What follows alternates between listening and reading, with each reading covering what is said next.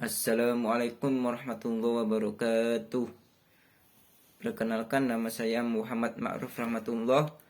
Saya dari Prodi PAI kelas A semester 5. Di sini mata kuliahnya yaitu evaluasi pembelajaran PAI yang dibimbing oleh Dr. Ahmad Ikhwanul Mutakin MPDI.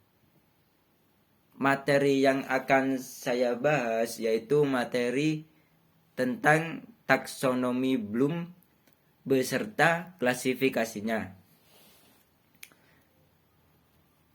Pengertian taksonomi Bloom. Taksonomi berasal dari bahasa Yunani, yaitu taksis, yang artinya pengaturan, dan nomos yang berarti ilmu pengetahuan. Taksonomi adalah sistem klasifikasi. Taksonomi berarti klasifikasi berhierarki dari sesuatu atau prinsip yang mendasari klasifikasi, atau juga dapat berarti ilmu yang mempelajari tentang klasifikasi. Taksonomi merupakan suatu tipe sistem klasifikasi yang berdasarkan data penelitian ilmiah mengenai hal-hal yang digolongkan dalam sistematika itu.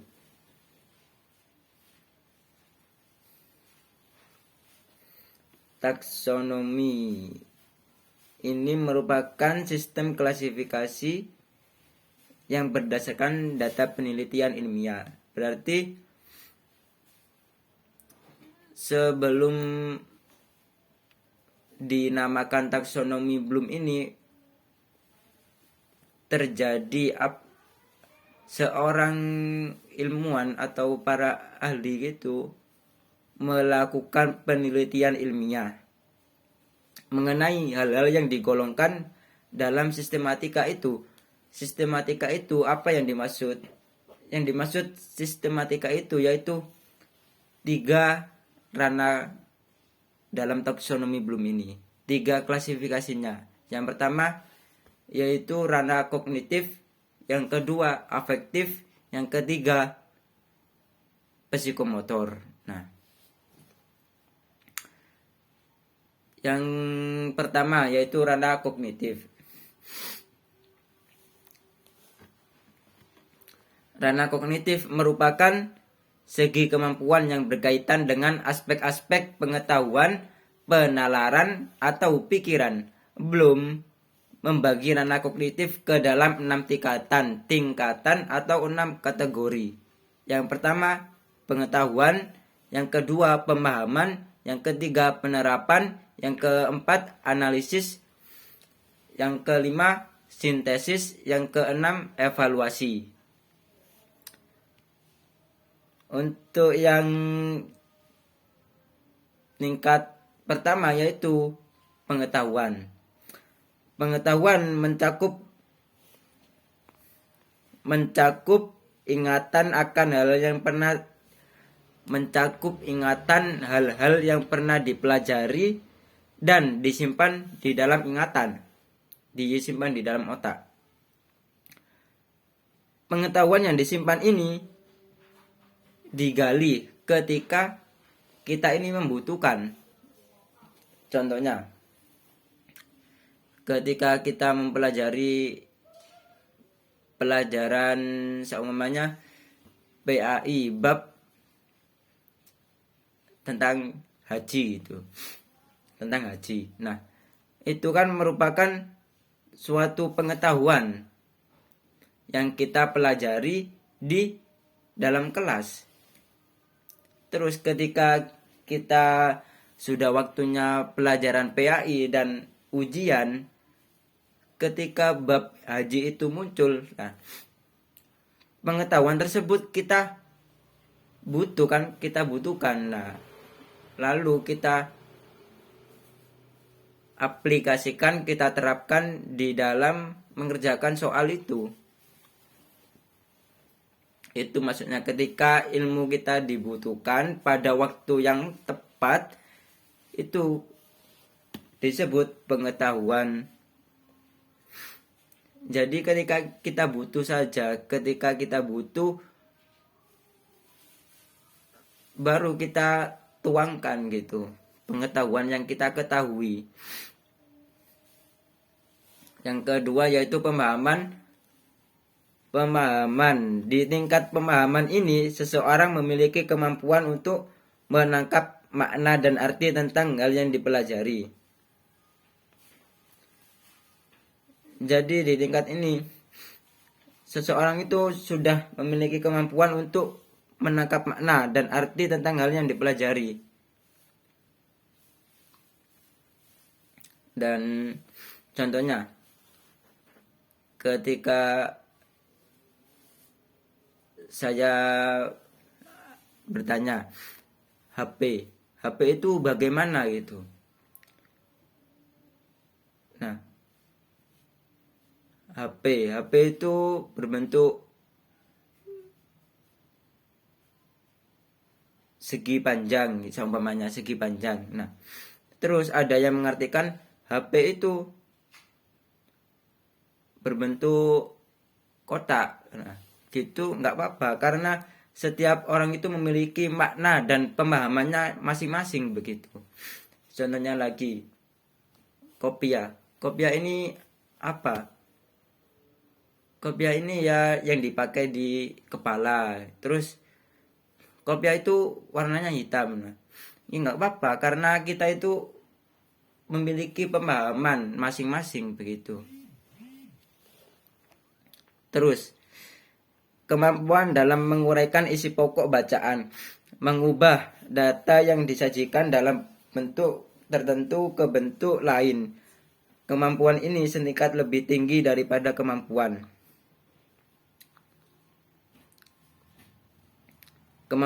pemahaman ini lebih tinggi daripada kemampuan. 3. Penerapan. Kemampuan untuk menerapkan suatu kaidah atau metode untuk menghadapi suatu kasus atau problem yang konkret atau nyata dan baru. Kemampuan untuk menerapkan gagasan, prosedur, metode, rumus, teori, dan sebagainya.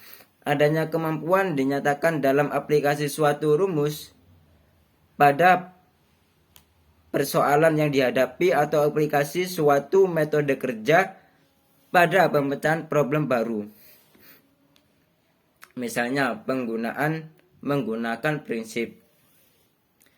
Yang keempat yaitu analisis. Di tingkat analisis seorang mampu memecahkan informasi yang kompleks menjadi bagian-bagian kecil dan mengaitkan informasi dengan informasi lainnya. Menganalisis itu sama halnya kita menguraikan yang lebih panjang gitu. Ya contohnya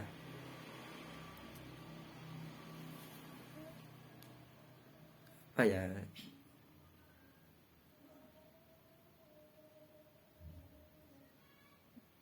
Contohnya yaitu namanya gitu. Di Provinsi Jawa Timur ini ada berapa kabupaten gitu. Nah, itu kan dari informasi yang kompleks menjadi bagian-bagian kecil. Di Provinsi Jawa Timur itu ada berapa kabupaten? Seumpamanya ada 10 seumpamanya.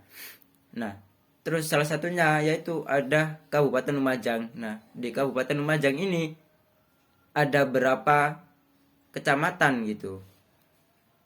Terus di kecamatan seumpamanya di Pasirian ada berapa desa. Nah, gitu. Jadi mulai dari yang kompleks menjadi bagian-bagian yang paling kecil itu. Yang kelima yaitu sintesis, kemampuan untuk membentuk suatu kesatuan atau pola baru. Bagian-bagian dihubungkan satu sama lain. Kemampuan mengenali data atau informasi yang harus didapat untuk menghasilkan solusi yang dibutuhkan adanya kemampuan ini dinyatakan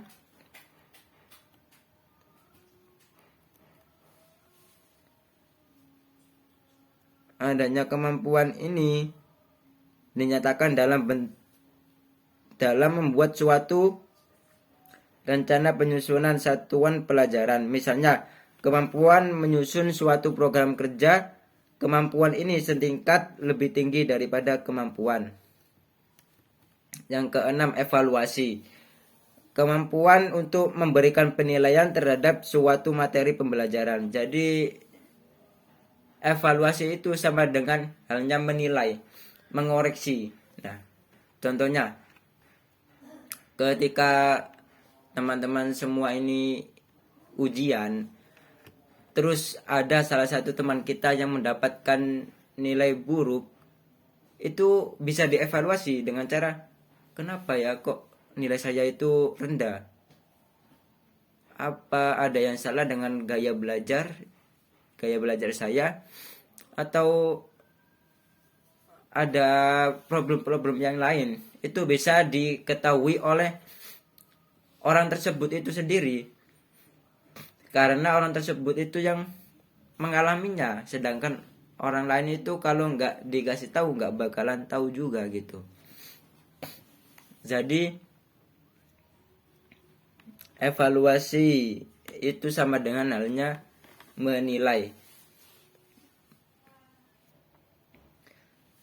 Adapun kalau digambarkan tentang ranah kognitif ini, evaluasi ini yang pertama di PPT saya ini di nomor 6 itu merupakan hal yang paling tinggi kalau digambarkan. Kalau digambarkan itu evaluasi yang paling tinggi. Yang awalnya urutannya itu di paling bawah. Tapi kalau ketika digambar itu yang paling atas. Yang pertama, yang paling rendah itu kalau digambar pengetahuan, pemahaman, penerapan, analisis, sintesis, dan evaluasi. Evaluasi ini yang paling tinggi. Karena semua itu butuh dievaluasi. Dengan adanya evaluasi kita akan menjadi lebih maju lagi gitu. Yang kedua yaitu ranah afektif. Ranah afektif ini ada 5 kategori atau 5 bagian. Yang pertama penerimaan, yang kedua partisipasi, yang ketiga penilaian atau penentuan sikap, yang keempat organisasi, yang kelima pemberian pola hidup. Yang pertama yaitu penerimaan. Seseorang peka terhadap suatu perangsang dan kesediaan untuk memperhatikan rangsangan itu.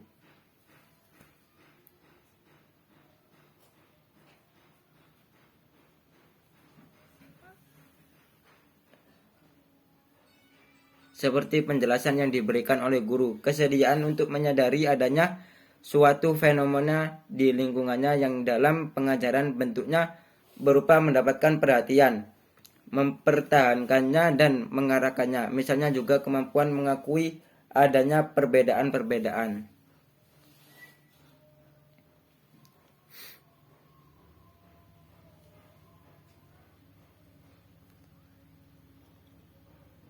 Ya biasanya itu guru itu melakukan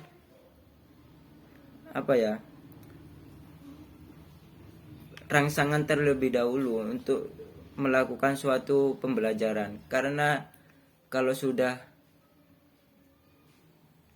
adanya perangsangan itu pembelajaran itu lebih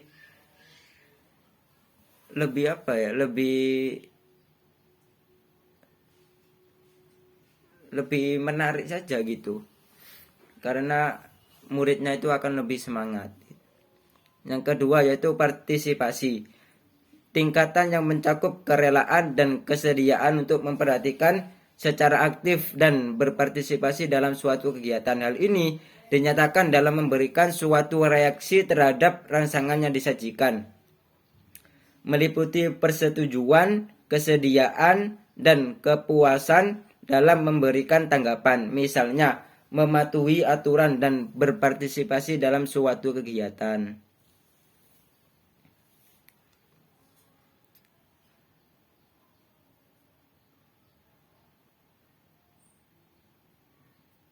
Contohnya ketika di sekolah kita melakukan hari ulang tahun sekolah kita, nah kita itu akan berpartisipasi. Contohnya ketua OSIS itu mengadakan suatu perlombaan antar kelas. Nah, kelas kita harus berpartisipasi dalam memeriahkan lomba HUT itu, gitu.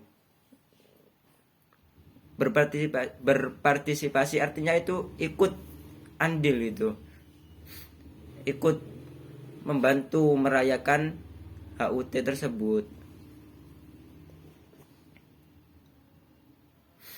Terus yang ketiga, penilaian atau penentuan sikap.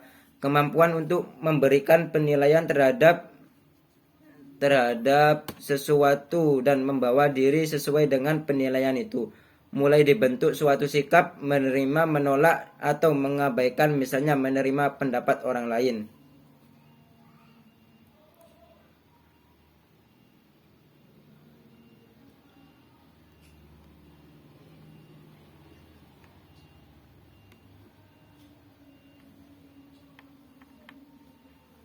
Mulai dibentuk suatu sikap menerima, penolakan.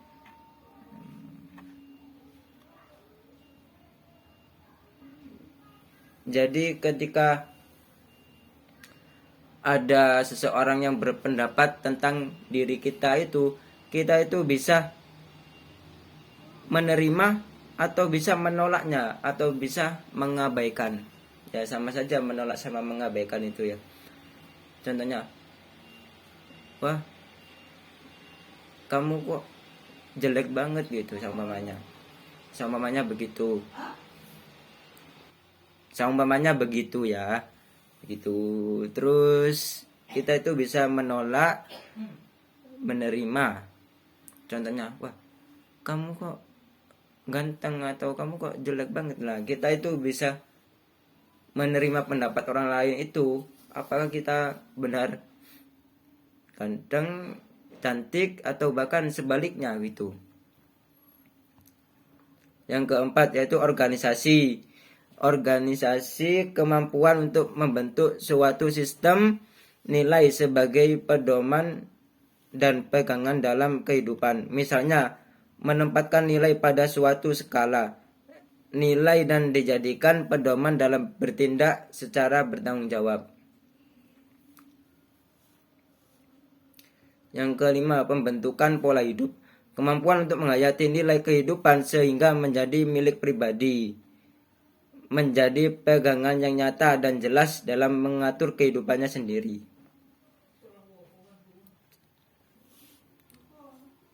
Yang ketiga yaitu ranah psikomotor.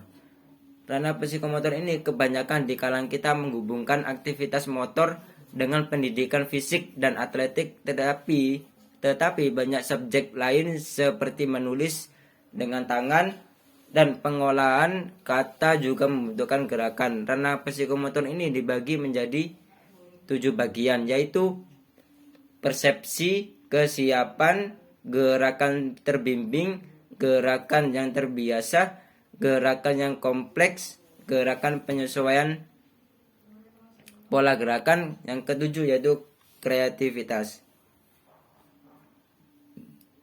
Sebelumnya yang ranah afektif itu kalau digambar sama, yang nomor di BPT yang nomor 1 itu berada di bawah, yang nomor di bawah yang di BPT itu berada di atas, sama seperti halnya yang ranah kognitif. Yang ketiga yaitu ranah psikomotor. Yang pertama persepsi, kemampuan untuk menggunakan isyarat-isyarat sensoris dalam memandu aktivitas motorik. Penggunaan alat indera sebagai rangsangan untuk menyeleksi isyarat menuju terjemahan, misalnya pemilihan warna. Yang kedua yaitu kesiapan, kemampuan untuk menetapkan dirinya dalam memulai suatu gerakan, kesiapan fisik, mental, dan emosional untuk melakukan gerakan, misalnya posisi start lomba lari. Yang ketiga yaitu gerakan terbimbing. Kemampuan untuk melakukan suatu gerakan sesuai dengan contoh yang diberikan. Tahap awal dalam mempelajari keterampilan yang kompleks, termasuk di dalamnya imitasi dan gerakan coba-coba, misalnya membuat lingkaran di atas bola. Yang keempat, gerakan yang terbiasa. Kemampuan melakukan gerakan tanpa memperhatikan lagi contoh yang diberikan karena sudah dilatih secukupnya. Membiasakan gerakan-gerakan yang telah dipelajari sehingga tampil dengan meyakinkan dan cakap, misalnya melakukan lompat tinggi dengan tepat. Yang kelima yaitu gerakan yang kompleks. Gerakan yang kompleks merupakan kemampuan melakukan gerakan atau keterampilan yang terdiri dari banyak tahap dengan lancar, tepat, dan efisien. Gerakan motoris yang terampil yang di dalamnya terdiri dari pola-pola gerakan yang kompleks, misalnya bongkar pasang peralatan dengan tepat. Yang keenam yaitu penyesuaian pola gerakan. Kemampuan untuk mengadakan perubahan dan menyesuaikan pola gerakan dengan persyaratan khusus yang berlaku. Keterampilan yang sudah berkembang sehingga dapat disesuaikan dalam berbagai situasi, misalnya keterampilan bertanding. Kreativitas. Kemampuan untuk melahirkan pola gerakan baru atas dasar prakarsa atau inisiatif sendiri. Misalnya kemampuannya membuat kreasi tari baru. Berikut ini selanjutnya yaitu gambaran ranah psikomotorik. Sama di PPT nomor 1 itu persepsi. Nah, karena nomor 1 di PPT ini paling atas, kalau di gambar itu yang paling bawah sendiri. Begitupun dengan yang lain. Sekian yang bisa saya jelaskan, semoga dapat dipahami baik oleh teman-teman kampus ataupun semua, khususnya ada yang khususnya itu yang dari teman-teman kelas saya. Mungkin teman-teman yang lain bisa menonton video saya ini, semoga dapat dipahami dengan baik. Kurang lebihnya saya mohon maaf. Wassalamualaikum warahmatullahi wabarakatuh.